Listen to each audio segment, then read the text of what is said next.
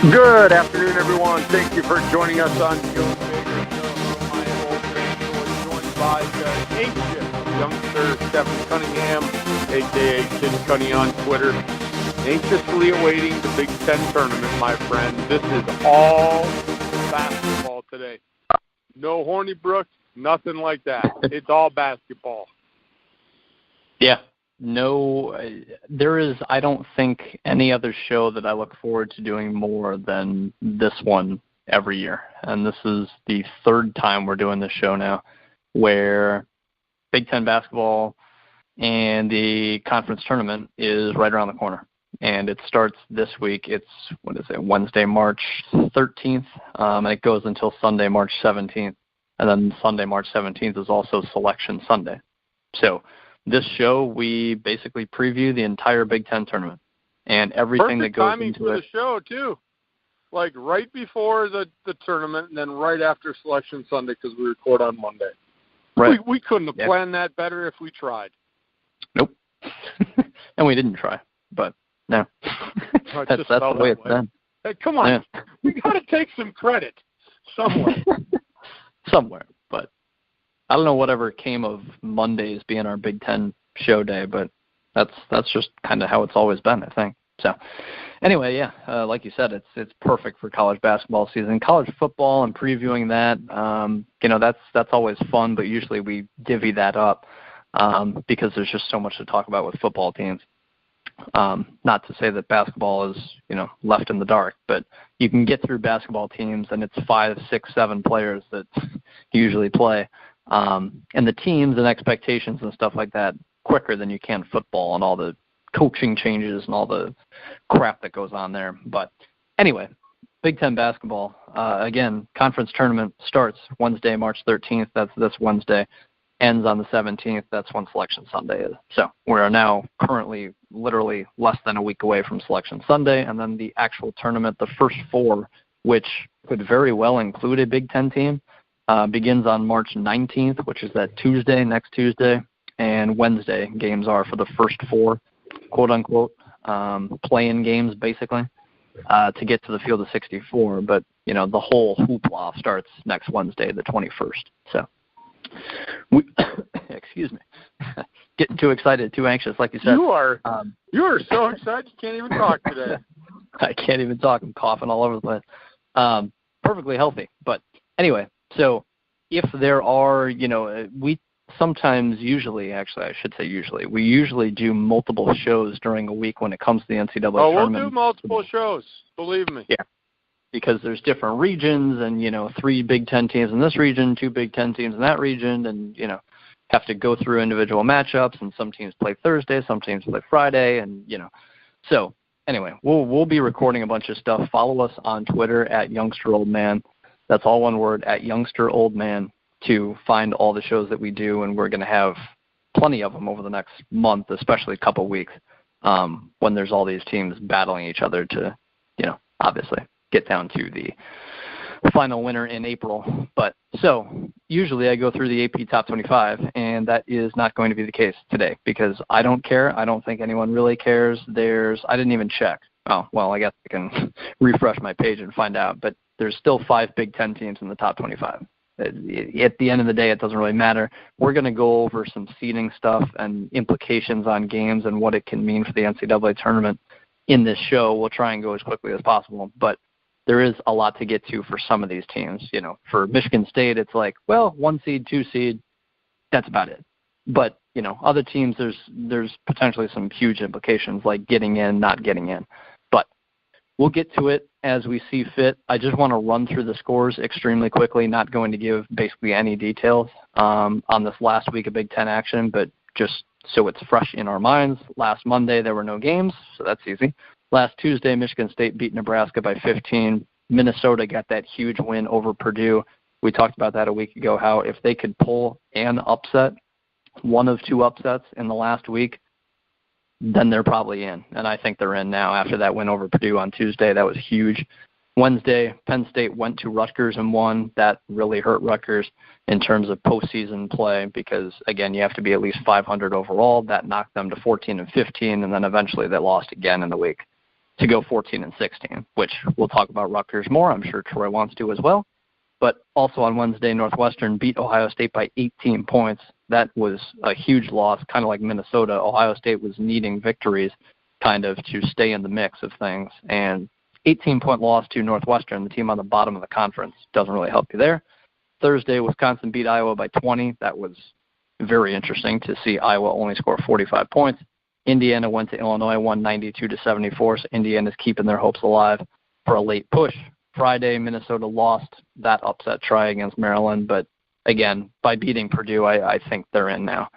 With 19 wins, 9-11 in the Big Ten, they've got some solid wins. They've been hovering around the top 25 for a lot of the year, and they've been inconsistent, but it's still a probably upper half Big Ten team throughout the course of the season. So I think they're in. You look at any bracketology thing, they're basically in.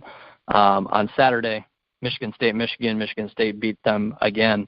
So Michigan State swept Michigan in the regular season. Is that like the 50th time in a row?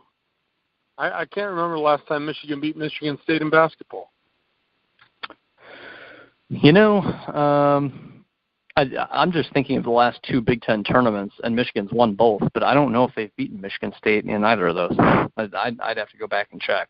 Again, Michigan's won the last two Big Ten titles in terms of the actual tournament itself, but I'm not sure. I don't think they played Michigan State. Right. So I don't know. I'd have to go back and look. It's been a while.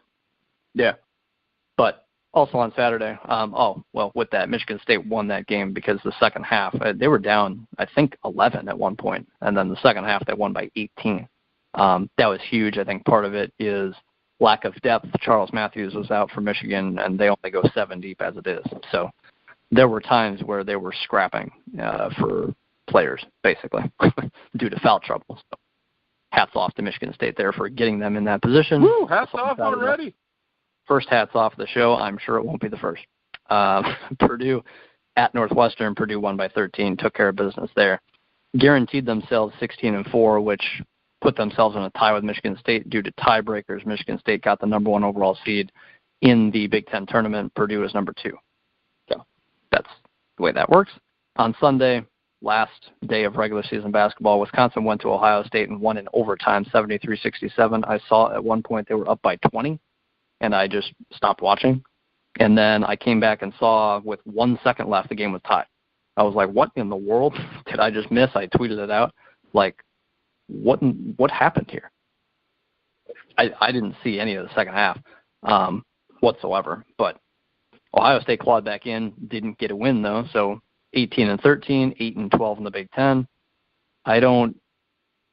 Some places have them in. Some places have them, in that play-in game. They're extremely on the bubble. They're as on the bubble as you can be, in my opinion. Penn State at home against Illinois. Penn State won by 16. I just want to say this, that Penn State started its Big Ten season this year 0-10 in its first 10 games. The last 10, they've gone 7-3. So they're 7-13 in Big Ten play, but they're 7-3 in the last 10.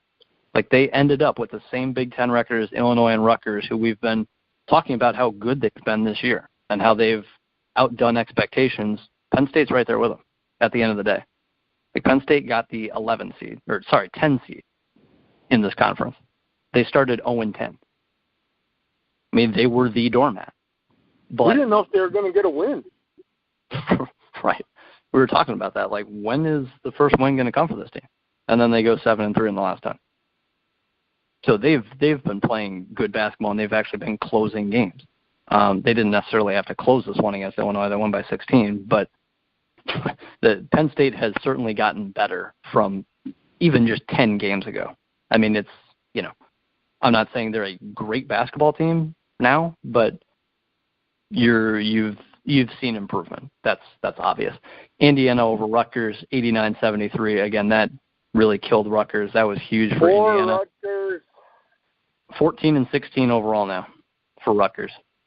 So go 2-1 in the Big Ten tournament. Got to go 3-1. I mean, they got to get to the they got to get to the semifinal. Let's see here. Yeah, that's right. Because they play that first day, so they've got to beat Nebraska, then they got to beat Maryland, then they got to beat Wisconsin. Could be done, I suppose, but not the ideal situation from what they were, at least just, this past week. They were 500, and then they lost 2 straight. So that has certainly hurt them. Last game, Nebraska against Iowa. Nebraska hit a bunch of crazy shots late. I think they were down 9 with a minute left, if I remember reading that correctly. That's insane to be down 9 with a minute left and force overtime and win the game. I remember as a Duke fan when Duke was down 10 with a minute left. It was against Maryland, like in 2000, 2001, something way back then. And I remember that, and I remember them coming back down 10 with a minute left and winning. And that's something I'll never forget. And so for Nebraska, this put them at 16-15 overall. So technically, even if they lost their first game, they'd be 16-16 and eligible for postseason play. Not that they're making the NCAA tournament, but NIT, CIT, if they accept their invitation, they could go. So 4-game losing streak for Iowa going into the Big Ten tournament. Part of that is their coach being suspended. Part of that is obviously just poor play. Part of that is Nebraska having a miraculous comeback at the end of the game. But Iowa was 21-6. Now they're 21-10. So big difference for Iowa in terms of bracketology and, their potential seeding for sure. But that's it. Unless you got anything else, Troy, we can get into the tournament. Let's get to the good stuff. Let's get to the good stuff. So I have my picks already on my computer screen, and I've got Troy's little bullet points where he's going to pick his games. I have no idea. They're blank bullet points at this point. I'm going to fill them in as the show goes because we don't necessarily talk about crazy specific stuff during the pregame or anything like that. So I have no idea where Troy's going to go with these picks. They could be completely different. They could be completely the same. I have no idea. But we will find out. This show is never scripted, and this show is no different. So anyway, moving on to Wednesday, March 13th, first day of the Big Ten tournament. It's a 5-day tournament in total. The first 3 days are all on BTN. So that's Wednesday, Thursday, Friday. Then Saturday is CBS Sports, both the semifinals. And then Sunday, March 17th, is also CBS Sports. I don't think I'm missing anything else here. So getting into the games. On Wednesday, March 13th, number 13, Nebraska takes on number 12, Rutgers. And for me, I'll go first with this one, and I guess we can kind of seesaw back and forth, Troy. But Nebraska, Rutgers, I actually have Nebraska beating your Rutgers Scarlet Knights, Troy. Because I think, honestly, that if Rutgers was a game away or they were 500 and fighting for, postseason eligibility realistically, I'd probably pick Rutgers. But now I think they're down on themselves, and now it's like we're 14-16. We have to win 3 games. It's motivation for sure. I just think that their head could be in a better spot at this point. And I think Nebraska is the older team. They are more experienced in general. So I'll go with Nebraska here, partially due to Rutgers just not being as up for this game as they potentially could be, in my opinion. No, Nebraska is a more talented team. Yeah. And it would be a very, very hard road for Nebraska to win the Big Ten title. But if you're a Nebraska player, and part of that program, you did not meet the expectations this year. You fell far below where you thought you would be. They came back. They had a huge win on Sunday, Kevin, against a good team. That's got to be a little bit of motivation going into the Big Ten tournament. Now, yeah, to start on day 1 and get to day 5, nearly impossible. Just nearly impossible. But you were a young kid. Well, you're still a young kid. But when you're young, you really have no fear. And it's like, really? Maybe we could. Might as well try. They play against a Rutgers team, Kevin, that they should beat. No matter, even if Rutgers was coming in this game, Kevin, like you said, let's say they were 15-15. I still think at this point, Nebraska's actually they were playing pretty bad for a while, but after that win on Sunday, I would take Nebraska. They're a more experienced team. I'm not saying they got more to play for, but I think they're just a more experienced team. And honestly, right now, the Big Ten tournament is their NCAA tournament. I mean, their chances of making the NCAA tournament are null and void. They've got to win the Big Ten. Right. They've literally got to win the Big Ten tournament. Not going to happen. So they're going to go out and play hard. These seniors, it's their last go-round. It's their last competitive basketball outside of the NIT, should they make the NIT. So I'm taking Nebraska here, too, going against my Rutgers team. Their season is done. Yeah. Or they could make the CIT, Troy. So there's always a CIT, just in case. Yeah, that wonderful CIT. I'm going to watch every single one of those games. Yeah, my DVR is already filled with scheduling ahead for those. Let's just do a CIT show. No, let's skip March Madness and just do a CIT show. There we go. We'll see how the views do on that one. One thing I want to say with each of these games, teams, realistically teams, as we go on, is kind of what they need in order to make the NCAA tournament, what their seeding is like, according to bracketology and what. Again, both these teams need to win the Big Ten tournament to make the NCAA tournament. That's basically a given. The same goes for these next two teams, Northwestern and Illinois. Northwestern's the bottom-dwelling 14 seed. Illinois is the 11 seed. So, again, both these teams need to win the entire Big Ten tournament. Go 5 games, 5 days. One thing I want to say about that is if you're fighting for your life in a 5-game and 5-day situation, I think the first 2, maybe first 3 you can get by, and then by game 3/4, it's like, you know, these kids are, 19, 20, 21, 22. They can play games back-to-back days, but it eventually wears on you. So it does mean something to have a double bye. And, again, to make it from day 1 to day 5 is basically absurd, let alone to win the whole thing. So even if you put Michigan State in where Northwestern is and said, here you go ahead, win 5 games in 5 days, I don't think they would. And you can say not the in same the for Big Ten Purdue. tournament.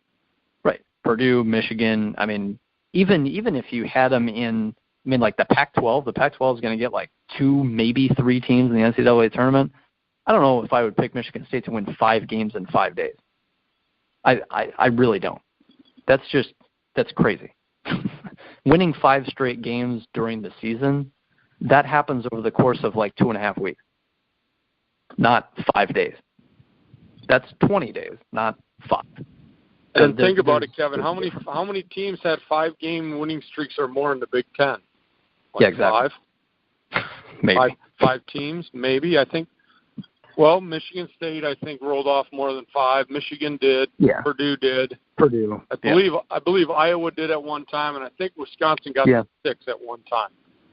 Mm-hmm. So what is that? 5 teams, 6 teams, and basically we're talking about the tournament teams. So even for them to roll off a 5-game winning streak, it's harder than it sounds. It is much harder than it sounds. So, for any of these teams to go from day 1 to the championship game, let alone just get to the championship game, that would be something in itself. So, yeah. But going to this game, youngster, I don't have much to say about it. Illinois, Northwestern. It's a day 1 game. If I had a coin, I could flip a coin. I just think right now, I'm going to pick an upset. Northwestern's been playing like crap. There we go. Illinois has been playing some good basketball, but you know what? I'm picking a Northwestern team. I got to pick an upset somewhere. It's always like when you're picking a bracket. You always got to kind of look ahead in the bracket and see where you can take a fly so that you don't ruin your March Madness pool, right? So I'm taking my fly on Northwestern. I don't think either team's getting by game 2. I was going to say, let's see how far Troy has Northwestern going. But, no. Okay, fair enough. I'm going the opposite way. I'm going with Illinois here, not going the upset. as far as that's concerned. I just think Illinois has played better basketball throughout the course of this season, and I don't think that changes here. Can Northwestern beat Illinois? Of course they can, but I think Illinois has been, again, just more consistent than Northwestern has. So I'm going chalk there, but technically we picked a quote-unquote upset with number 13 Nebraska beating number 12 Rutgers. So depending on how you look at it, you can classify it as an upset. That's something interesting down the line that I've got something for. But anyway, that's day one. That's March 13th, just those two games between the bottom four teams. And then you start filling in teams that had one bye. So March 14th, these two teams already know they're going to be playing each other. It's number 9 Indiana, number 8 Ohio State. And I think that an easy way to look at this is both these teams are very much on the bubble. As far as bracketology goes for CBS and ESPN, which are just the most consistent in terms of getting them right. If you look at Indiana, ESPN, I believe, had them in the next 4 out. They're like right there. They're like team 69. They're the next one in. And CBS doesn't even have them in the picture. So I think it's interesting. I think regardless, Indiana's on the bubble somewhere, on the outside looking in. I don't think they're in right now, but I think they're on the outside looking in. So should certainly be an interesting game. And if you look at Ohio State, both places have them either basically an 11 seed or last 4 in, like I was talking about before. So Ohio State is, one of those teams that has not played well as of late. They've lost 3 straight. They were 18-10 before losing 3 straight. And, Ohio State has just had issues altogether in terms of having, coaches suspended and whatnot. So anyway, thinking of a different team. But with Ohio State, they have been without Caleb Wesson, who has been suspended for 3 straight, not their coach, different team. But Ohio State has been without Caleb Wesson, who's been basically their top player. He's been suspended the last 3. The coach expects him to be back for the Big Ten tournament for this game against Indiana. So Ohio State could potentially be at full strength, but playing against Indiana, and again, I think the loser of this is, I think they're out. I think Ohio State's been in the field since, week 2, week 3 of the season, and they haven't been on the outside looking in. But I think if they lose this, then to me, Ohio State finishes, 18-14. They finish 8-13, technically in conference. Losers of 4 straight. And, hey, we got our best player back. Let's see what we do against another bubble team. Oh, we lost. I think they're out at that point. Maybe I'm crazy. I'm curious as to your thought there, Troy, but this team hasn't played like an NCAA tournament team in a while, and I think if you lose 4 straight going into it, and against a bubble team at that in your first game, I think it just goes to show that, yep, Indiana deserves a spot over us. I think it's that simple. If Ohio State I don't think either team's guaranteed an NCAA berth to win.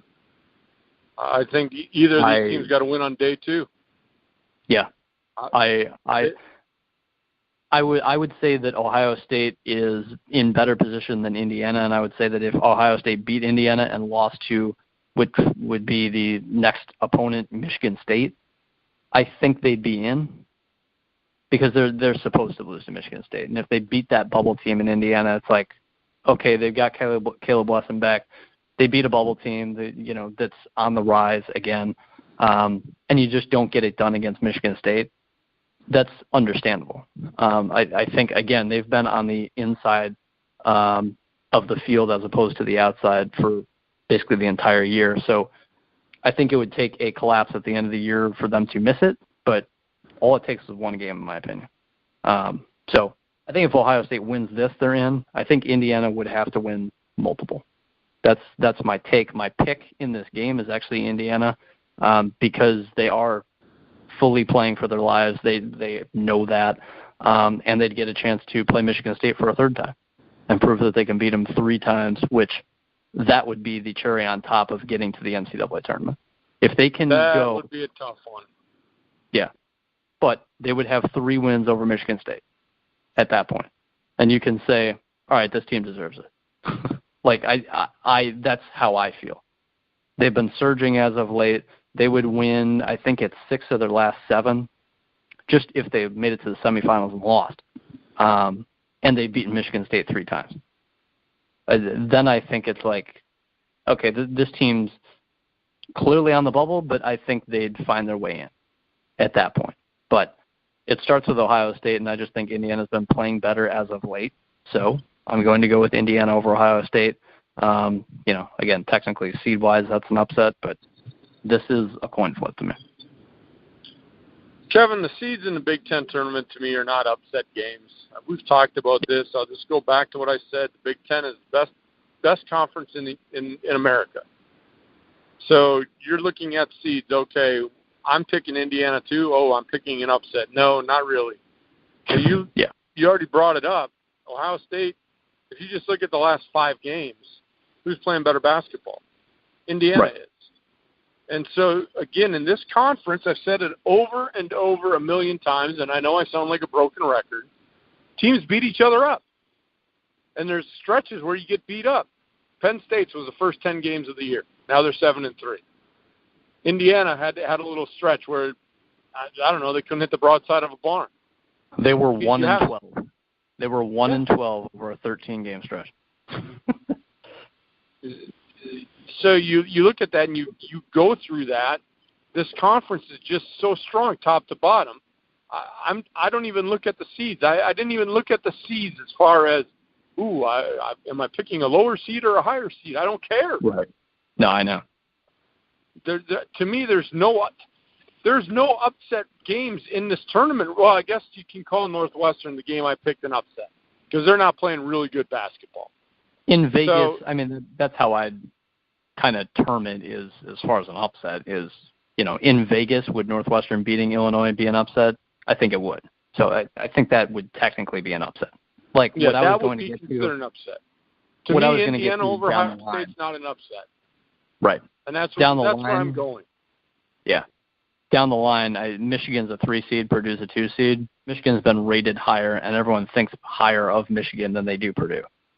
That's not really going to be an upset if they meet in the semifinals, So you can't really take the seeds by what it is, technically, as far as upsets. So I'm gonna add a little thought on the tournament hopes. I don't think either of these teams are making it, Kevin.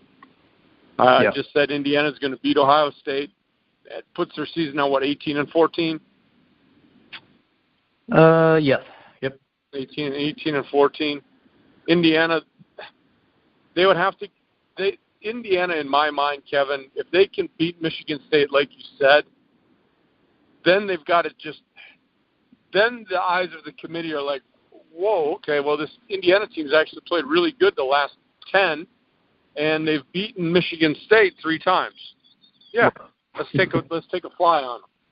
Yeah, that would be why they got in. It wouldn't be based on record. It would be based on their most recent body of work and 3 wins over Michigan State, who is a predominant top 10 team. So then, would they deserve that? Sure. I would have no problem with Indiana making it to the tournament if they beat Michigan State. None whatsoever, because they're proving right there they can beat a top 10 team 3 times. Yep. Not once. Yep. Not once in the tournament. 3 times over the course of a season. So I would be okay with that. Ohio State, Kevin, let's say they win. They beat Indiana. I still don't think they're in if they beat Indiana. Mm-hmm. They've got to win a second game, in my mind, because part of what you said, they haven't played really good lately. Right. They have not played good basketball. They've been slowly declining the second half of the Big Ten season. So they would have to do something in this tournament to catch the attention of the committee. And if they don't make 20 wins, they're not getting in. They need to get to 20 wins. Ohio State needs 20. And if they don't get 20, they're not in. Even if they beat Indiana, that gives them 19, right? Yep. They got to win another one. And maybe even at 20, that's not enough. We talked about it a couple weeks ago. we're going through this on the understanding of the records and the body of work that these teams are going through. They're all at-large bids, except for the conference winner. What happens when there's a mid-major team that is 24-5 and loses in their conference final? And there's already been a couple. There's already been a couple. Yeah, there's already been a couple of them. And we're still, 6 days out from Selection Sunday. So there's going to be even more. You're going to lose opportunity. Yeah. That's just the way that this works. So when those upsets happen, if that committee is looking at that mid-major that's rolled up 20-some wins in an average conference or even a below-average conference, doesn't matter if the committee thinks that they've played good enough basketball, would they take that team over in Ohio State? Maybe. If they don't get to 20, Kevin, I think they're done. So they've got to win too. Let's move on. Yeah, I agree. One last thing. My huge issue with Ohio State all year has been against AP top 25 teams. They're 1-7. I think they started 0-6. They're 1-7. So in this tournament, I mean, if they beat Indiana, lose to Michigan State, that'd be 1-8. I mean, anytime they play a quality team, a really quality team, they lose. And that I think that's part of it, is how are you doing against teams that are actually going to be in the tournament? And if you say, 1-8, that team doesn't belong, obviously. They've had 9 chances, and you go 1-8 in those games, I don't think that they're in. So I've been lesser on Ohio State than everyone else has, it seems like, kind of all year long, realistically. So anyway, I'm with you. Both these teams need at least 2 wins. I think if either of them get 2 wins, then they'll be in. But they need 2. But I'm right there with you. So you said you've got Indiana over Ohio State. That's right? Yes, sir. Okay. Next game, Maryland. By the way, Wednesday's games start at 5:30 p.m. Central. Thursday's games start 11:30 a.m. Central. The next game, Maryland, the number 5 seed, would play, in our eyes, number 13 Nebraska. Both of us have that. So Maryland, Nebraska, that starts 25 minutes technically after Ohio State, Indiana. Basically, that's the case with these games, is they're kind of in pairs of 2, where the second game starts basically half an hour after the first one starts. So anyway, Maryland, number 5 Maryland takes on number 13 Nebraska, Thursday, March 14th. I mean, this to me, this is where Nebraska's season comes to a close, basically. I can keep this one short. Nebraska, if they go 1-1, would be 17-16 overall. So technically, could they make NIT, CIT? Sure. But at the end of the day, you look at it, and if they go 7-15 in Big Ten play overall, go 1-1, win a game they maybe should, and then lose a game they should, that's not really proving anything. And over the course of the season, I mean, you can look. Nebraska is the second worst Big Ten team in terms of conference record. So they have been a huge disappointment, like Troy said. I actually wrote up an article that I'm going to publish about this Big Ten tournament, and that's what I said. This team's just been a big disappointment all year long. So I think Nebraska's season personally comes to an end. If they make the CIT, then they make the CIT. But I don't even think they'd make the NIT, to be honest. I just think Maryland's the better team. They've obviously showcased that this entire year. So going with Maryland to beat Nebraska. Yeah, Maryland's cooled off a little bit here at the last quarter. I'll say they've cooled off in the last quarter. I said Ohio State was down in the second half. But it's just been the last few games, Maryland just not impressing me. Earlier in the season, we were like, oh, wow, look at this Maryland team. What is this Maryland team doing? Right. And honestly, where finishing 5th, Kevin, might be a little bit higher than where I thought they would. I thought that they might be around that 7, right. 8 seed, somewhere in there. So I think they've overexceeded my expectations, maybe not other people. But they started off like gangbusters, just literally going out and just whooping up on people, playing really good on both sides of the ball. holding edges and rebounding, just shooting the ball well. And then just recently, like I said, the last quarter of the season, they've kind of come down to that average team that I thought they were. So yeah. I'm not down on Maryland by any means, but Maryland has come back down to earth, and now they're the Maryland team I thought they were. So do I think they can get by Nebraska? Oh, go ahead. I was going to say they're 3-3 in their last 6. Take it out even more, they're 6-6 in their last 12.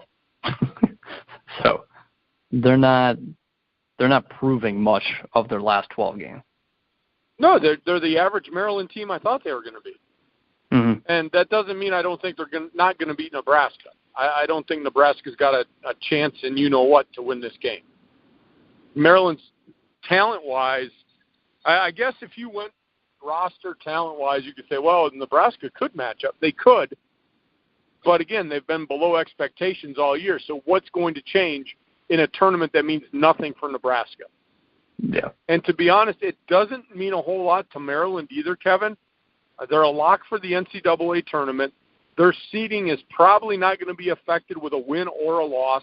The only way that they're going to move up on the seed line is if they win the Big Ten tournament. And I don't see Maryland going through all the way to win the Big Ten tournament. Will they make it competitive? Yeah, they're going to be competitive. But again, I've got to look at the recent body of work for Maryland. They've become an average team to me. So they beat Nebraska, and they move on. That's all I got on this game. Yeah, Maryland has been a 5 seed, basically everywhere you look for a while now. So they've just kind of held steady. I mean, they've won some games where it's like, oh, that's impressive, and then they lose a game like to Penn State. It's like, that sucks. Prove that you're better. They haven't pulled off a huge losing streak, a huge winning streak in those last 12 games. Like I said, they're 6-6. There's no huge streak in there. So they've just been playing basketball, I guess, to put it bluntly, and for lack thereof of a better word. But I think if Maryland went on and beat Wisconsin, beat Michigan State in the semifinal, made it to the final, even to lose there, maybe they'd creep up to a 4.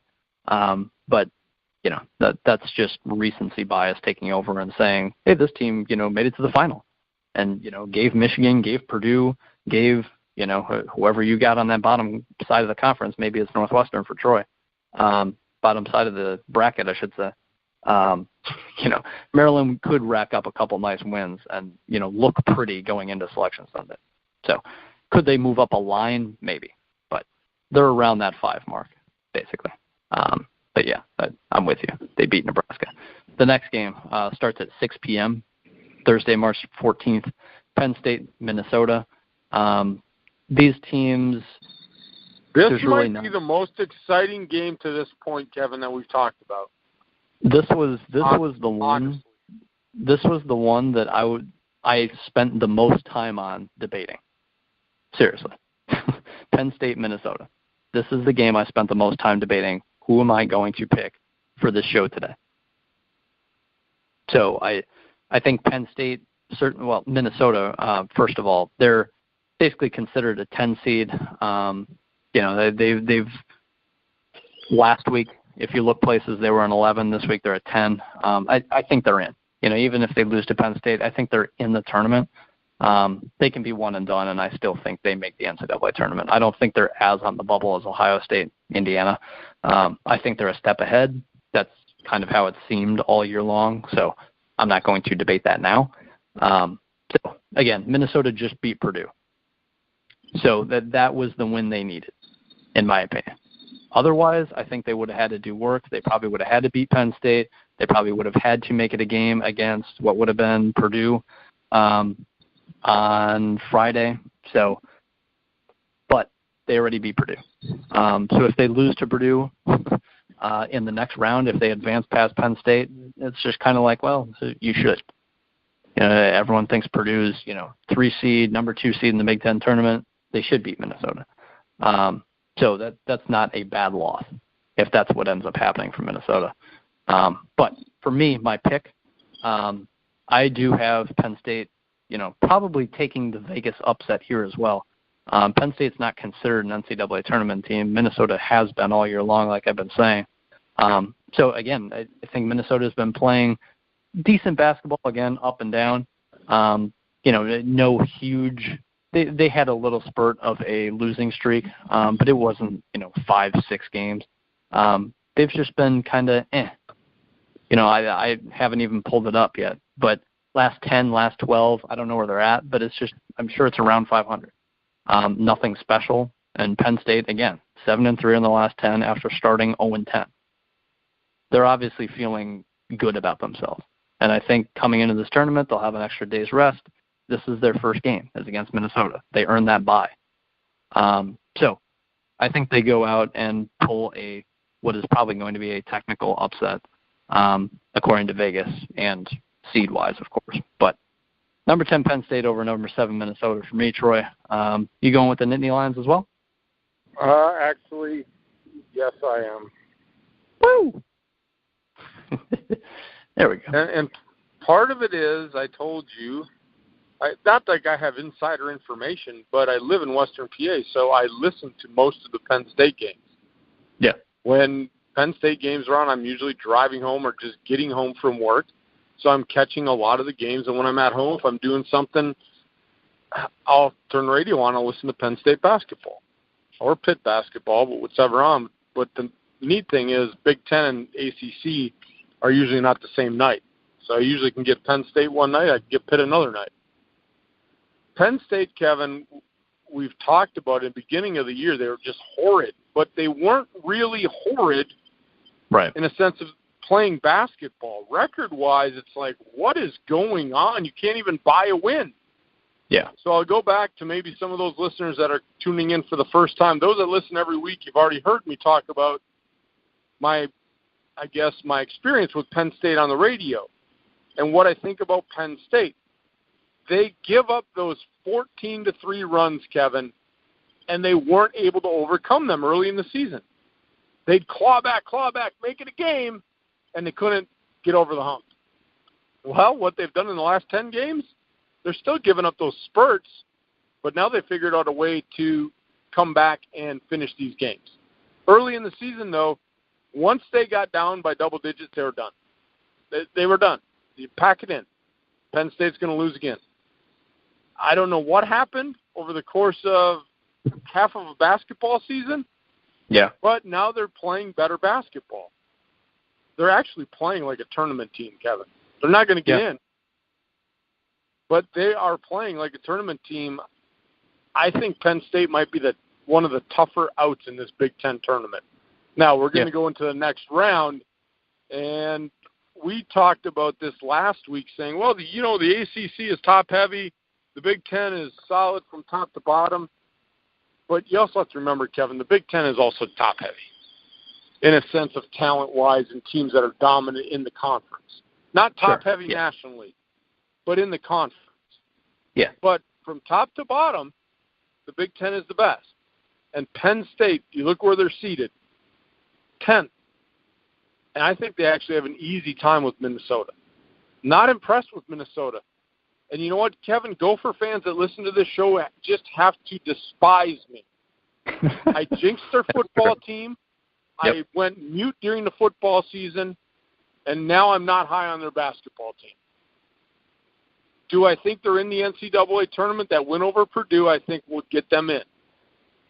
But I'm not picking them in the I'm not picking them in the bracket. Not once. You don't even know who they're playing, Troy. Come on. I don't even know who they're playing. I don't they could care be a 1 who they're seed. playing. They could be a 1 seed, Troy. They're not going to be no 1 seed. You eating your dog's food or what?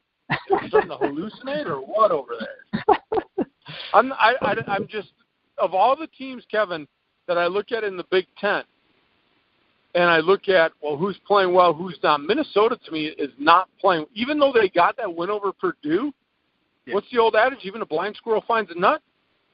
That's how I felt about that game. It was a big win for them, but I look at all the teams, and if I was doing a power ranking right now, Minnesota would be in the teens, in the double digits. If I did a power ranking in the Big Ten right now, today, not based on record, just based on how you're playing today, to me, Minnesota is near the bottom. because they're way too inconsistent. I was going to say it's worse than I thought. They're 3-7 in their last 10. So it's not 500. You can take it out and say 5-7 in the last 12, I guess, but 3-7 in the last 10. Ooh, 5-7. That's why I said I'm not picking them in the bracket. I don't care who they play. Yeah. They could play the University of the Moon for all I care, and I'm taking the University of the Moon.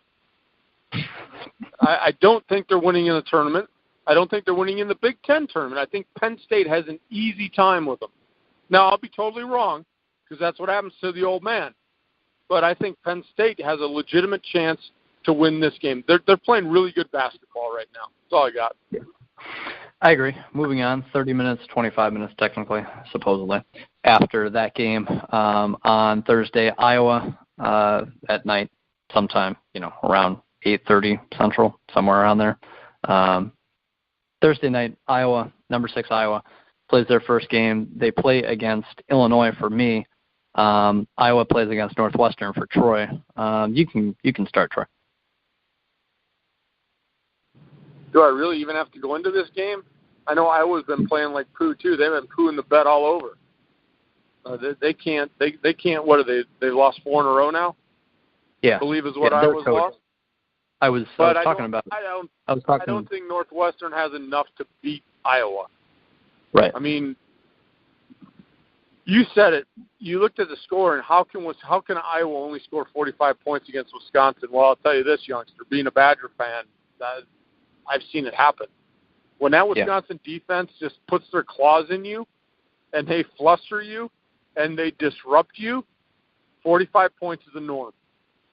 I don't know what their scoring defense is this year, but Kevin, when that Wisconsin team is playing defense at the ultimate level, 45 points to 50 points is the norm against any scoring team in the country. I don't think they're as good as Virginia defensively, but when Wisconsin limits you to one and done, slows the game down, and plays that tough, aggressive, in-your-face defense, 45 points, yeah, it's surprising because Iowa can score. Right. But if Wisconsin's rebounding the ball and there's no second chance points for Iowa, 45 to 50 points is something Wisconsin can hold teams to. I mean, you think about it, though, this way. I'll just take Wisconsin out of the equation. If you're any team and you rebound defensively and limit teams to one and done, and then you have a slower paced tempo game, right, scores in the 50 are norm. But that's Wisconsin basketball, Kevin, what you saw. And again, offensively, I think they've got some weapons. I think they're a good team. I'm surprised that they got the double bye. Beginning of the year, I didn't think they were a double bye team. I thought they were a middle of the pack, maybe a 5, 6, 7 seed.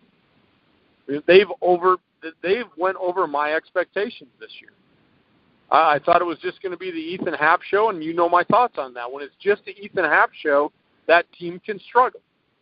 Yeah. When there's role players helping to take over, and I shouldn't turn this into Wisconsin talk because we got to talk about them later.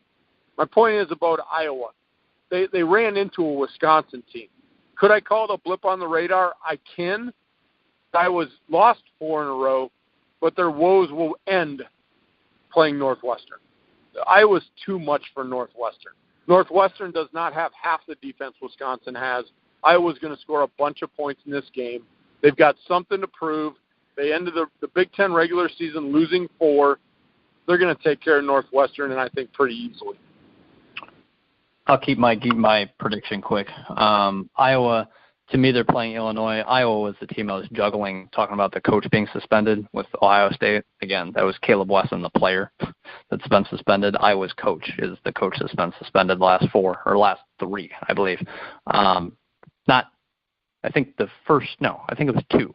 So I think he got ejected for Ohio State, and then he got suspended for 2, and then he was back last game against Nebraska where they were up 9 with a minute left and lost. So that is what it is. I don't necessarily blame Iowa for losing that game. If you're up 9 with a minute left and something crazy happens, it is what it is. I don't necessarily think less of Iowa because of losing that game. Personally, that's just me.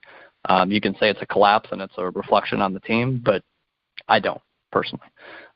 Anyway, for me, Iowa will play Illinois, and Illinois wants to get up and down the court, so does Iowa. Iowa's the same exact way. They're just more talented, and they have better bigs.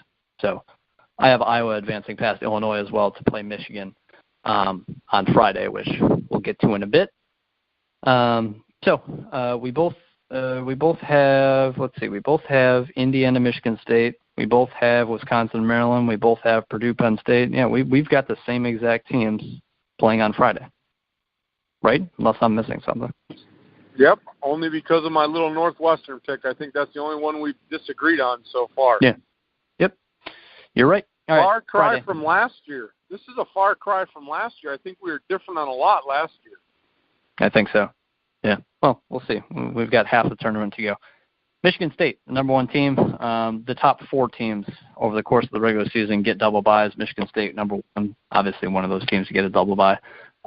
They start on Friday, March 15th, 11:30 a.m. Central on BTN. Again, this is the last day for BTN. BTN hosts the games Wednesday through Friday, CBS Sports Saturday, Sunday. But so Michigan State on Friday plays the winner of Indiana, Ohio State, who both Troy and I think is going to be Indiana. And I think we both think that Indiana has to win this game in order to make the NCAA tournament. Third time these two teams are playing. Indiana's beat them both times. I mean, to keep it short and sweet, Michigan State's the better overall team. They should win the game. Technically, I think they have the better offense, and I know they have the better defense. They've got better bigs. The one thing I want to say with Michigan State is that Nick Ward had it was something with his wrist. I'm not sure the exact injury. I'd have to look it up. But he had surgery for it, and he's missed the last 4 or 5 games, something like that, for Michigan State to end the regular season. But Tom Izzo expects to have him back on Friday, March 15th, when they start this Big Ten tournament. So that's not supposed to be an issue for this team going forward. Even without Nick Ward, I would pick Michigan State to beat Indiana, but he is supposed to be back. Just for those wondering, have not heard, whatever it is, they expect to have Nick Ward back. Langford, the shooting guard, who's been out basically the whole year, that's a different story, but he is out for the whole year. Nick Ward is supposed to be back starting in this tournament, day one, for Michigan State. Again, Michigan State's a better overall team. I don't think Indiana beats them 3 times this season. And I think how many games has Ward been out, Kevin?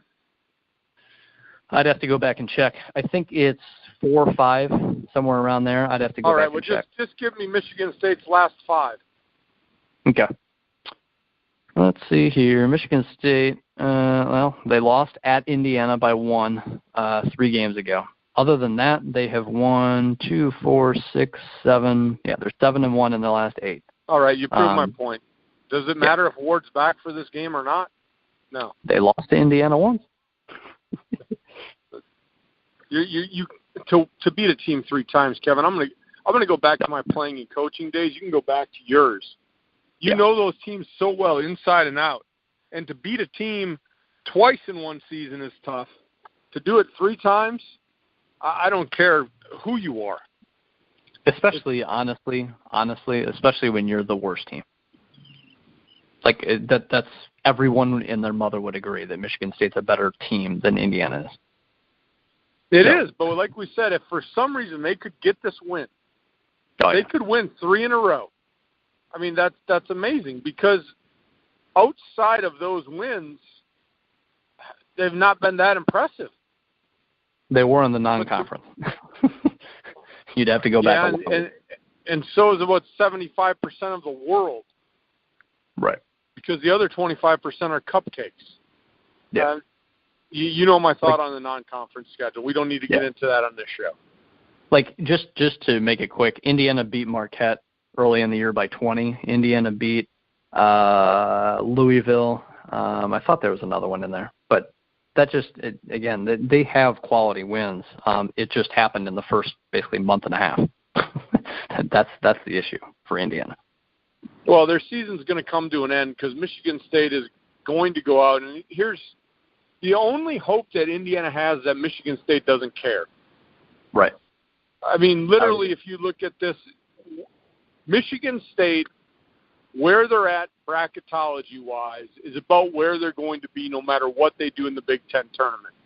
They've been a 2-seed. They've been, just quickly, they've been a 2-seed basically all year long, it seems like. If they win out, they'd have to probably have help somewhere to get to the 1 line. Still. Even if they win the Big Ten tournament. You just stole what I was going to say, youngster. Even if they win the Big Ten tournament, they're not guaranteed a 1 seed. Right. Because if all the other projected 1s are winning, right, they're not going to be a 1. And it also will determine how did they get to the championship. How did they get to the Big Ten championship? Did they go through top 25 teams, or was there an upset and an easier win? Because a win over Indiana is not going to do anything to help them move up to a 1 seed. Right. So Indiana's only chance here is that Michigan State really doesn't care. And I know Tom Izzo cares because he wants his team playing good basketball going into the tournament. But other than that, this game means absolutely nothing for Michigan State, whether or not they win or lose. But talent-wise, they just have more talent. I think there might be a little pride with this game, though, that Michigan State's going to go, there's no way in the world you're beating us 3 times. You're not beating us again. And that's where I was going with that. As a coach and a player, you get that little feel like it doesn't matter what the records are. You beat us twice. We're not letting you beat us again. That's the mindset. So I think Michigan State takes care of Indiana. We can move on. Yeah, I've got nothing else there. 30 minutes after that game concludes, 25 technically. Eventually I'll get it right. Wisconsin, the 4 seed, plays their first game against the winner of Maryland and whoever they play, Nebraska, Rutgers. We both have Maryland moving on. So another interesting matchup between Wisconsin and Maryland. I think these 2 teams are right about neck and neck with each other, and they've been that way for much of the season. And I don't necessarily. I've wavered more on Maryland than I have Wisconsin. I guess I'll say this, that I have Wisconsin moving on. I think that we talked about Maryland before and how inconsistent they've been. Just altogether, Maryland turns the ball over kind of a lot. And if you do that against Wisconsin, especially back-to-back days where you're playing a team who's completely fighting for their life to win the whole thing, and then you play Wisconsin on a neutral court and, you start turning the ball over a little bit like Maryland's prone to, that's where the issues start happening, especially against Wisconsin. That's when you see, scores in the 40s for teams that Wisconsin's playing against. So Wisconsin's not going to turn the ball over. Maryland's prone to it. It's just somewhat of a bad matchup for Maryland. I think talent-wise, Maryland has more talent. I think talent-wise, Maryland's very close to what, honestly, Michigan State and Michigan are. Talent-wise, I think across the board, Maryland has more talent than Purdue. And Purdue's 16-4 in conference as a 2 seed in this tournament. I think just pure talent. Maryland's got a lot of talent, but they're a younger team. They're a bunch of sophomores, and you got a lot of freshmen playing big minutes. They're just a younger team, turn the ball over a lot. When they play good halves, they were up 20 on Wisconsin in the first half. I think the first time these 2 teams met. That's the good. The bad was the second half when Wisconsin took the lead with like a minute left in the game. Maryland eventually won that game. I think the second time the 2 teams played, Wisconsin won, so they split the season. But I'm sure they'll play a third time. I just think Wisconsin's more consistent, and Wisconsin will have a double bye. And, I just expect Wisconsin to turn Maryland over in this game more than Maryland wants to. And Wisconsin's going to win a closer game. But I just trust Wisconsin more than I trust Maryland. Well, I like that you trust my Badgers there, youngster. I really do.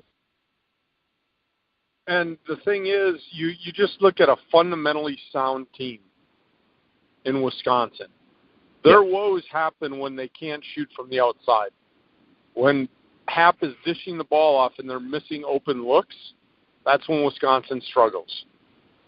But when they can get the inside-out game going, get the ball into Hap, kick it outside, and they're knocking down threes, Trice, Donaldson, when those guys are hitting shots and it opens up the floor and now you can feed the ball to Hap, I've talked about this, again, a million times, just because I watch a lot, I follow a lot. If Hap has anywhere between 5 and 8 assists, Kevin, the Badgers are probably blowing a team out. Or if they're playing a Michigan or a Purdue, they're right there within a basket or two. I know there's been some games that they've won where Hap only has 3 assists and he's got his traditional double-double. But when he's closer to a triple-double, Kevin, that means guys from the outside are knocking down shots. And I don't want to say it's relatively an easy game because none are relatively easy for Wisconsin. Even when you look at that Iowa game, was that really an easy game? No. They played tough, hard-nosed defense. They rebounded the basketball, and that's what you're going to get from Wisconsin. And I think Maryland, just the way that they, I guess I'll call them streaky shooters, but when they're on, they're on. Could they beat Wisconsin? Yeah, definitely they could. They could beat Wisconsin. But if they start struggling from the field, like you said, if they start turning the ball over, Wisconsin to me is a more polished team. They're more disciplined, and they're going to go out and they know what style of game they're going to play. And their defense can keep them in a game even when their shooting is horrid. That's my only beef with Wisconsin. We're going to talk about it probably as we move along in this tournament because I have Wisconsin winning also. Yeah, so we got Wisconsin moving on to play Michigan State in the semifinals.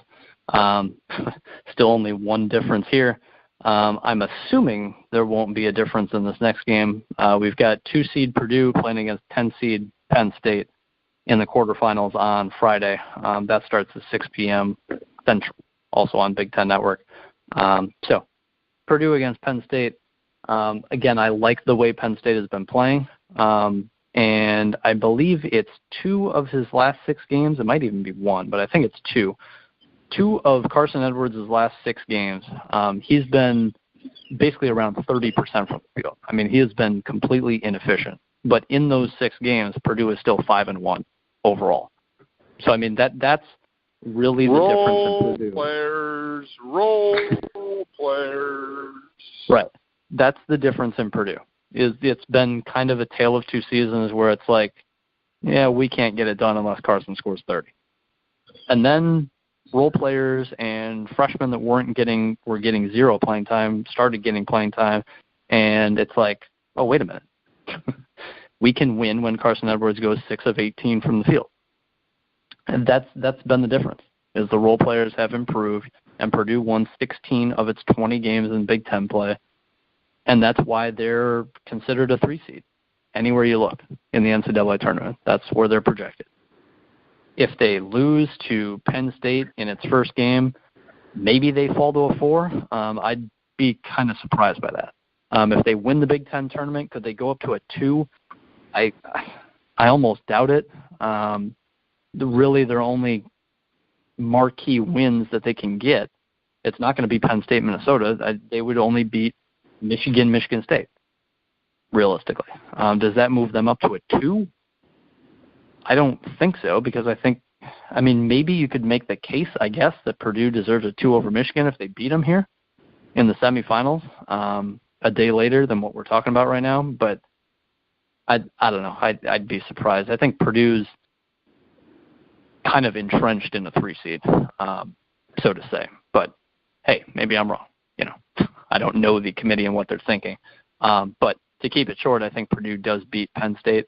Penn State's been playing really well, but Purdue has figured things out, and they've been playing really well kind of all year now, at least in their last, 20 or so games. So I'm going with Purdue to beat Penn State and to effectively end Penn State's season. Penn State, just so listeners know, are 14-17.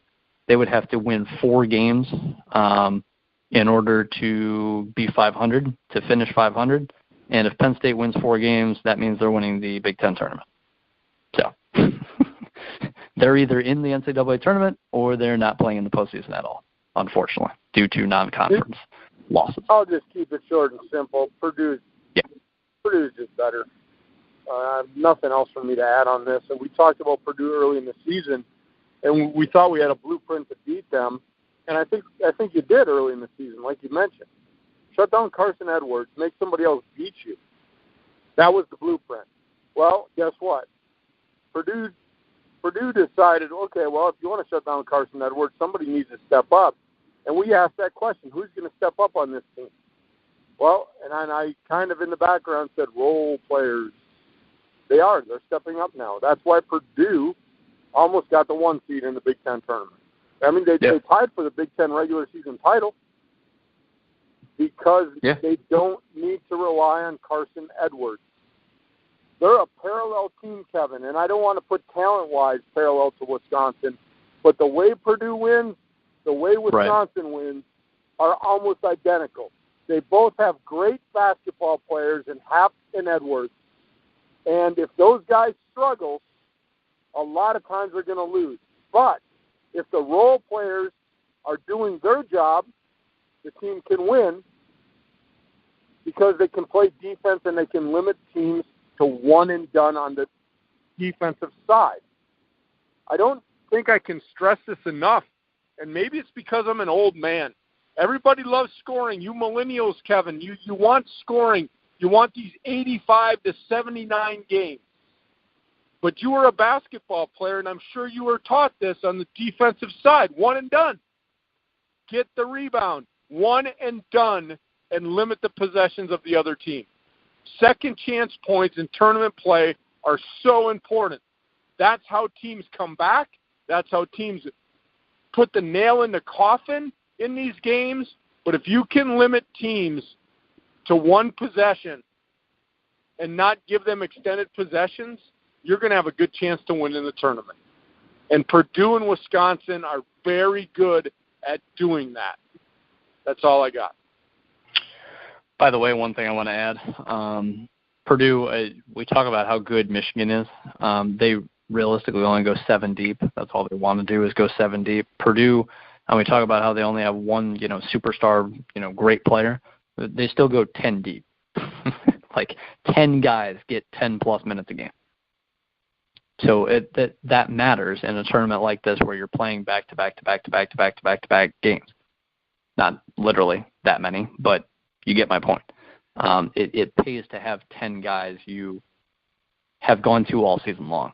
I think that favors Purdue. I think it favors Purdue that it's quote-unquote the postseason, and you have Carson Edwards and Noel Eastern in your backcourt. And Noel Eastern, to me, is second to none when it comes to guards playing defense in the country. I think they're a perfect complement to each other, and I just think Purdue can beat anyone because of that backcourt and the supporting cast that they have and what it has grown into.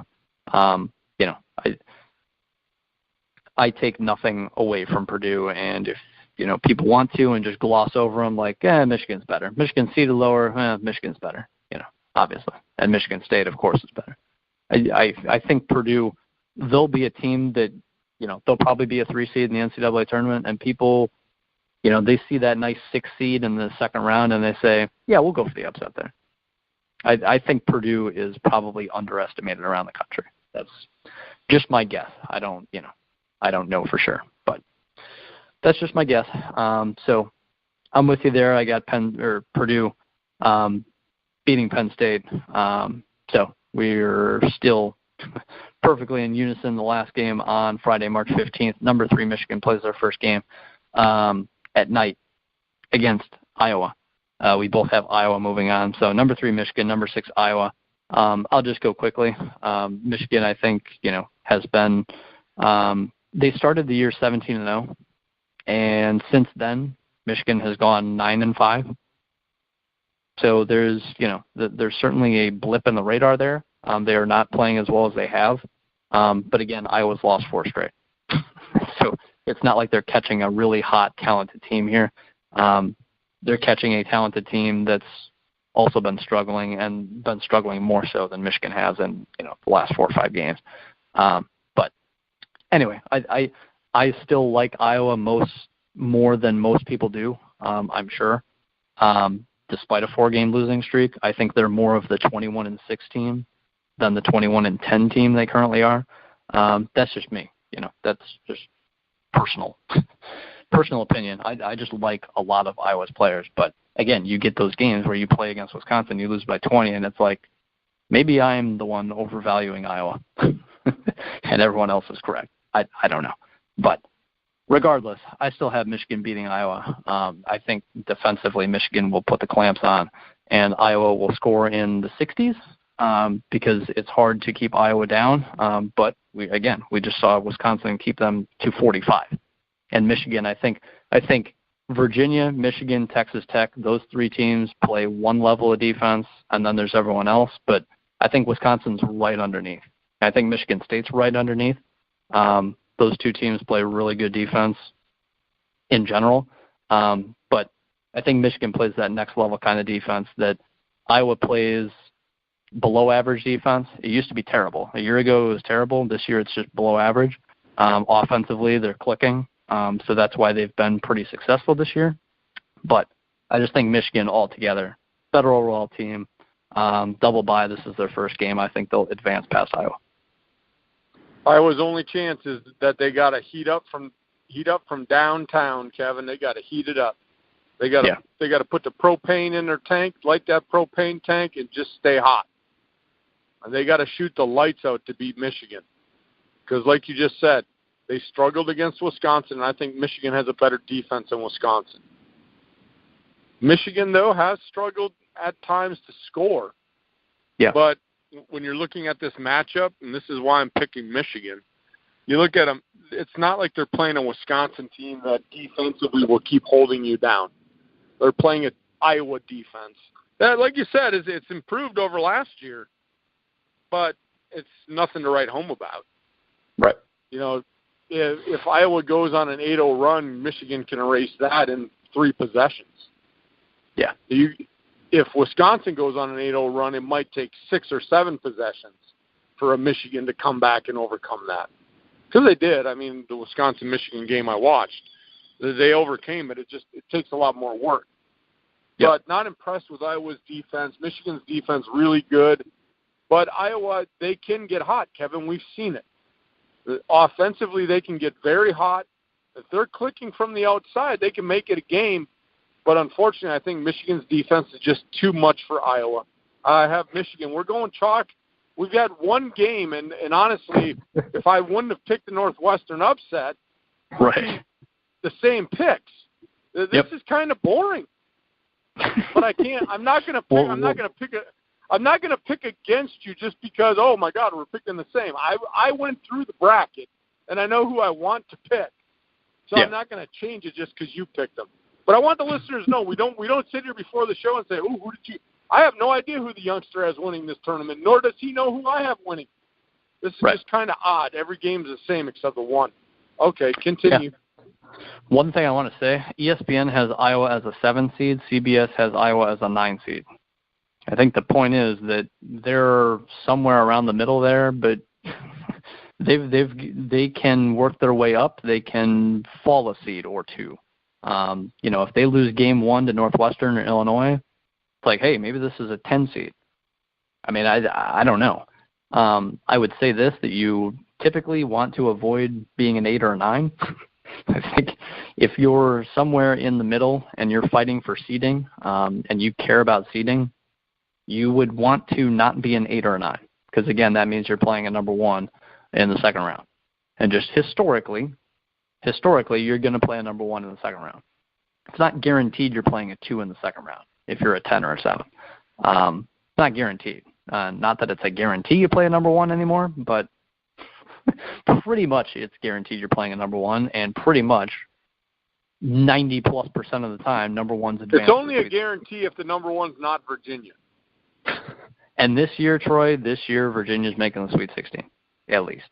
Well, I guess I can say this. They'll make the second round. Saying to make the Sweet 16 means nothing, but they will win their first round game. I guarantee it. This year's Virginia team is better. It's not last year's. It's different. All right. But anyway, I get what you're saying. Iowa's got seeding to play for. If they can pull an upset here over Michigan, I think that would do them huge favors in terms of seeding, which, again, just gives you a better chance in general of advancing in the NCAA tournament. Nothing's guaranteed, obviously, but Iowa's got some work to do in terms of fighting for seeds. No question about it. So, moving on to Saturday, the semifinals. We got number 1 Michigan State against number 4 Wisconsin. We agree on that, just like we do the other semifinal. We went chalk. We went chalk. Yeah. We totally went chalk so far. Yeah. I will let you start, Troy, because these are your Badgers, and potentially this is where a huge upset's coming. But I'll let you take it away. I wish I could take this upset, Kevin. I really do. I'll be cheering my heart out for Wisconsin. But also, I mentioned this last week. If Wisconsin beats Michigan State, and if Wisconsin wins the Big Ten tournament, is it going to improve where they're at seed-wise? Maybe a seed line, because I think right now they're falling in, a 5 in most brackets? I think 4. At least so ESPN, a 4 CBS and a 5. 4. Yeah. Okay, so there's no way they're getting a 3. I think they could. I don't. I really don't. If they beat Michigan, Maryland, that's 3 top 25 wins. I don't know.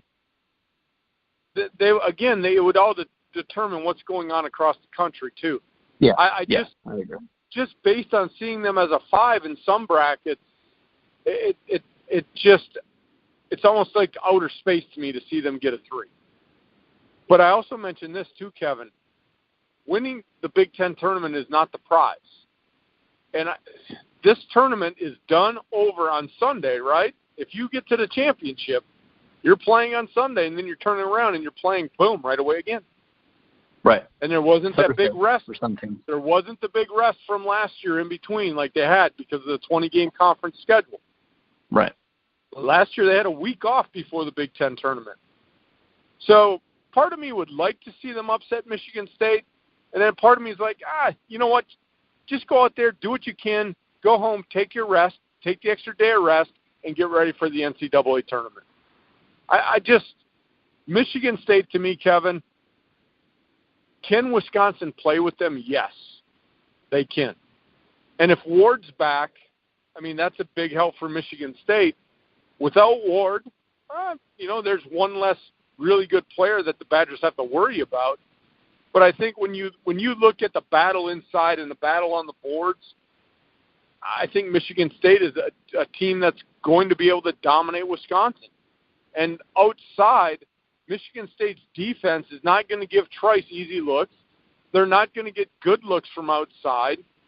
Right. And I think you can force Happ, because I've watched games, you can force Happ into making bad decisions under the basket.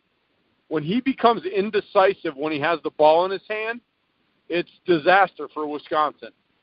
And I saw it a little bit against Michigan. You frustrate Happ underneath, and he then becomes indecisive, like, should I take it to the hole or should I dish it? And when he has that 1 second of indecisive decision-making, yep, that's when problems happen. That's when there's turnovers. And then the other thing, if I'm Michigan State and Happ is dominating me underneath, guess what I'm going to do? It's going to be hack a Happ and put him on the free throw line. And when you're playing a good team, Kevin, you have to make your free throws. That's what you have to do against teams that are as good, if not better than you. And Michigan State is much better at the free throw line.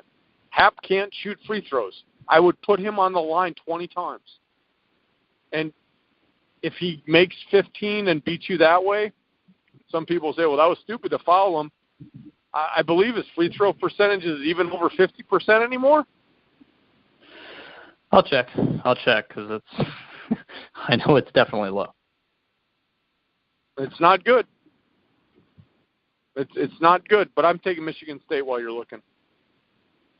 He is at 46%. For whatever reason, he was his freshman year he was 64%. His sophomore year he was 50, so he went way down. Then his junior year he went up to 55, and now this year again he's down to 46. Woo! Hack a Happ. Yeah, it's a strategy. That's legit. I hate it. I hate the whole idea of doing that. Right. But why not? Yeah. The guy can dominate inside. If he has position in the post on you, and Wisconsin feeds him the ball, and he's got his moves and he's got his mojo going on, He's going to the hoop and scoring. So why not foul him before he even can put a shot up? Make him earn it. He's only going to make one of two. Imagine if a penalty kicker, let's say there was a whole team was just a 50% penalty kicking team in soccer, and you've got this striker just blowing down Main Street, and he's one-on-one with your keeper, and you can magically foul him and just get it to a 50-50 penalty kick, as opposed to just one-on-one with the keeper, and you just finish it, and, it's just easy. Of course you foul him. It's not that way in soccer, but imagine if you could. Teams would do it. That's the same exact thing in basketball. So I'm taking Michigan State. I was looking at the time, youngster. We wanted to keep this around an hour. We're pushing an hour and a half, my friend. Yeah. Moving on to quickly sum up this game, Michigan State, Wisconsin. I'm, again, 100% in agreement with Troy there. I do have Michigan State moving on. I just think overall, offensively, they are so much better than Wisconsin. It's beautiful to watch Michigan State play basketball on offense and defense. Defense, I think they're underrated. Again, I think they're barely a tier under Michigan, Texas Tech, and Virginia this year. But outside of those three juggernaut defensive teams, Michigan State's right there. They're very good defensively, and just offensively, the way they move the ball it's fun to watch. Other semifinal, starting at 2:30 p.m. Central Time on Saturday, March 16th. Number 2 Purdue, number 3 Michigan. Again, like Troy said, we're pushing big time here. So I just talked up for Purdue, and for a good reason, because I'm picking Michigan. So no slight to Purdue whatsoever. They could, obviously win this whole tournament, and no one would be shocked. But I do have Michigan advancing because I think Michigan will frustrate Carson Edwards enough, and I think it will come down to the other guys. And I think the other guys are just going to be up against better players against Michigan. So if Carson Edwards goes for 25 and does it efficiently, then it's a whole different story. But if Michigan frustrates their one-star player that they have, which I'm sure they will, because Michigan's that good defensively, then it completely falls on the other guys. And if it completely falls on the other guys to score a bunch of points against Michigan, that's a different story. If it falls again on all the other guys to score against Iowa, against Indiana, against Ohio State, that's one thing. Against Michigan, that's another thing. So I've got Michigan. We finally are going to disagree in this tournament in a game that matters. There we go. Finally. I like that. Whew. It took the whole show for us to disagree on a darn game. Oh, finally. I can, take a breath of fresh air. I can take a nice drink of life water. Oh, finally. I just talked up Michigan's defense, Kevin. I said it's great. But I think if there's a guy that you want in this game that can figure out a Michigan defense, it's Edwards. If you got a guy that can break the defense, it's Edwards. I like what the role players have done. They've got a lot of experience. Yeah, it's Michigan defense. But I also mentioned before, Michigan has been inconsistent on the offensive end. And I think a Purdue team that defensively can do what was talked about, I just talked about one and dones. If Michigan is struggling from the outside, I think Purdue can pull this one off. I don't want to say Purdue has something to prove here, because their record proves itself. They're 16-4. They were tied for the title. But I do think there's something in the back of their mind that wants to prove, why was Michigan getting all the love? Look where we're at. Look where we're at. And I think they want to prove they're better than Michigan. I think Purdue wins. We finally disagree, my friend. Finally! I know. I don't think the players will care about this, but like I was saying before, Purdue's basically a 3 universally, Michigan's a 2 universally. And if Purdue can beat Michigan here, maybe that swaps the 2 seats. I don't know. Maybe. Again, the players won't be thinking of that, but it's a real possibility, especially if Purdue can go on and beat, a Michigan State in the final. So the final for me is Michigan State and Michigan, and just to keep it short, sweet to the point, Michigan State is 2-0 against Michigan to this point. Again, I think they were down double digits to Michigan on Sunday, I think that was, or Saturday, or one of the 2 days. And they came back and won. And I know Charles Matthews was out of that game for Michigan, but he is also, according to Beeline, the head coach, supposed to be back. So it's not supposed to. He was warming up. He was dressed up against Michigan State. He just said he wasn't 100%. So they said, we'll keep you out a little longer. But Charles Matthews, a senior guard for Michigan, supposed to be back in the Big Ten tournament and healthy and ready to go. So good news. Well, all Kevin, around. let me throw this out there. I know we always go off on a tree limb, but if you're Beeline, do you really? If he's like 80%, do you really want to play him? No. Nope. Is that game that important where he's not 100%?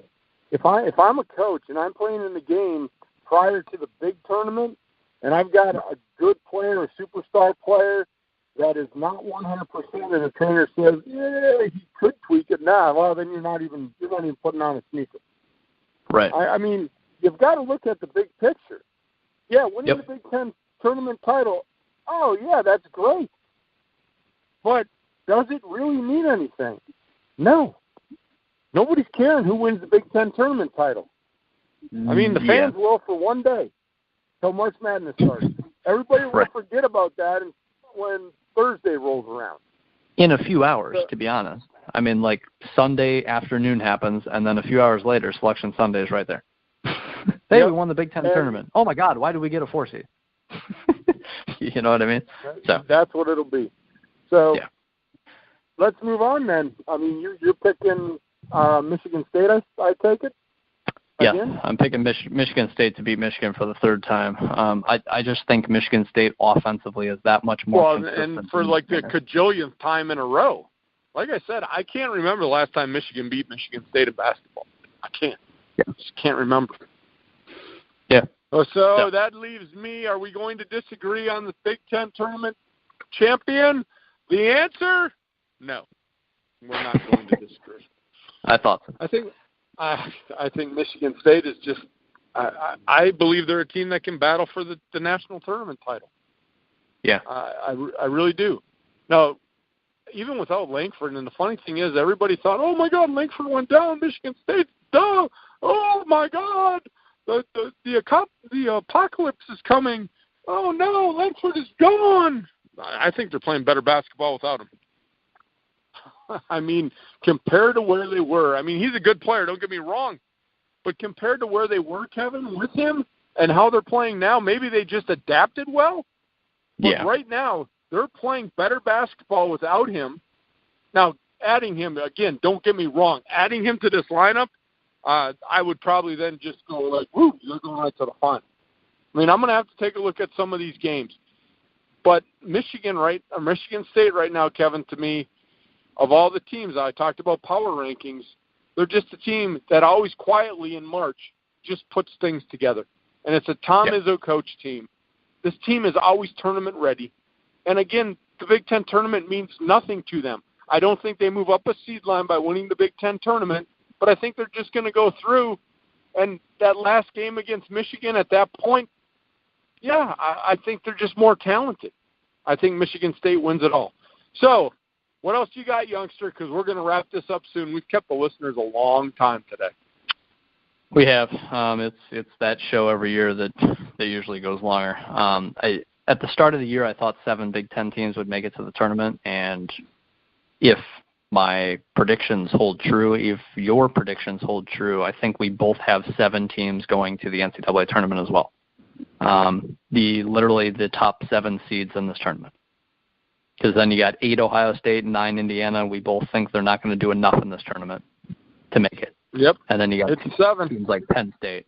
So, I think only 7 make it, which may not be representative of how good this conference is. But, ACC may get 9, and it's like, ACC is a better conference. But we've had that debate before. You don't even want to get me started on that. Not today, because we'll do another hour on this show. But with that said, make sure you find us on Twitter, folks, at Youngster Old Man. Not only do we do a Big Ten show, Kevin and I do radio on Saturday. We do 2 different shows, a syndicated show and a local show for Union City, PA. If you want to find out and listen to that show, that is more national news. Find us on Twitter at Youngster Old Man. Hope you enjoyed the show today. For the Youngster, I am the Old Man. We'll talk to you soon. Have a good day.